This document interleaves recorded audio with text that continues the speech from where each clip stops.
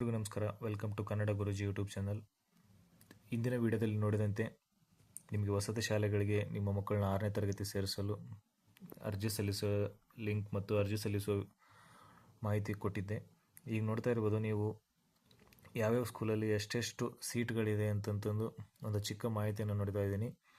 ಮೊದಲನೇದಾಗಿ ಮೊರಾರ್ಜಿ ದೇಸಾಯಿ ವಸತಿ ಶಾಲೆಯಲ್ಲಿ ಈ ಶಾಲೆಗಳ ಸಂಖ್ಯೆ 384 ಶಾಲೆಗಳಿವೆ ಕರ್ನಾಟಕದಲ್ಲಿ.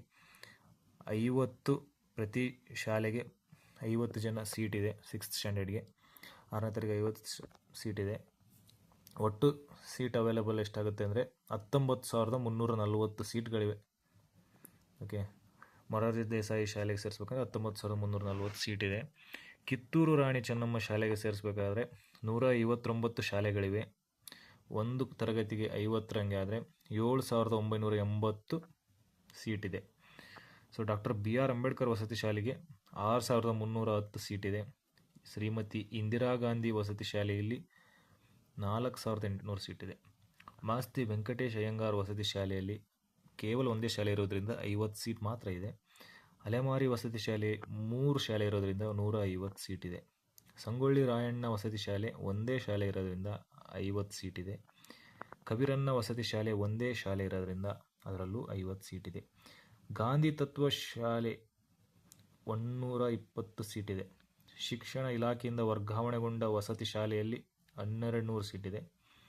ಅಟಲ್ ಬಿಹಾರ್ ವಾಜಪೇಯಿ ವಸತಿ ಶಾಲೆ ದೇವನಹಳ್ಳಿ ವಸತಿ ಶಾಲೆಗೆ 50 ಸೀಟುಗಳನ್ನು ಮಾತ್ರ ಮಂಜೂರಾಗಿದೆ. ಇದರಿಂದ ಟೋಟಲ್ 1250 ಸೀಟ್ ಇದೆ.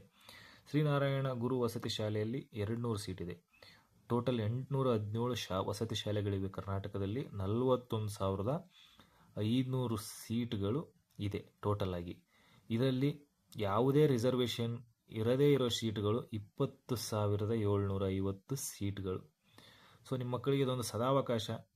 ಎಲ್ಲರೂ ಅವರಿಗೆ ಸ್ಫೂರ್ತಿ ತುಂಬಿ ಎಕ್ಸಾಮ್ ಬರೆಸಿ, ಪ್ರಿಪೇರ್ ಆಗಿದಾರೋ ಇಲ್ವೋ ಗೊತ್ತಿಲ್ಲ, ಬಟ್ನಲ್ಲಿ ಎಕ್ಸಾಮ್ ಬರೆಸೋದ್ರಿಂದ ಅವರಿಗೊಂದು ಪ್ರೋತ್ಸಾಹ ನೀಡಿ ಅವ್ರಿಗೊಂದು ಉತ್ಸಾಹನೂ ಬರುತ್ತೆ. ಹೇಗೆ ಎಕ್ಸಾಮ್ಸ್ ಇರುತ್ತೆ, ಕಾಂಪಿಟೇಟಿವ್ ಎಕ್ಸಾಮ್ಸ್ ಹೇಗಿರುತ್ತೆ ಅನ್ನೋ ಒಂದು ನಾಲೆಜು ಬರುತ್ತೆ. ಎಲ್ಲರೂ ಈ ಕೂಡಲೇ ಲಿಂಕ್ KA ವೆಬ್ಸೈಟಿಗೆ ವಿಸಿಟ್ ಮಾಡಿ ಲಿಂಕಿಂದ ಆನ್ಲೈನ್ ಅಪ್ಲಿಕೇಶನ್ ಹಾಕಿ, ಬರದೇ ಇರೋರು ಅಲ್ಲೇ ಹತ್ರದಲ್ಲಿರೋ ಯಾವುದಾದ್ರೂ ಒಂದು ಇಂಟರ್ನೆಟ್ ಸೆಂಟ್ರಿಗೆ ಹೋಗಿ ಆನ್ಲೈನ್ ಅಪ್ಲಿಕೇಶನ್ ಹಾಕಿ ನಿಮ್ಮ ಮಕ್ಕಳ ಭವಿಷ್ಯಕ್ಕೆ ಒಂದು ಸದಾವಕಾಶ ರೂಪಿಸಿಕೊಳ್ಳೋ ಅವಕಾಶವನ್ನು ನೀಡಿಕೊಡಿ. ಇದೇ ರೀತಿ ಹೆಚ್ಚಿನ ಮಾಹಿತಿಗಾಗಿ ಕನ್ನಡ ಗುರುಜಿ ಯೂಟ್ಯೂಬ್ ಚಾನಲನ್ನು ಸಬ್ಸ್ಕ್ರೈಬ್ ಮಾಡಿ. Thank you.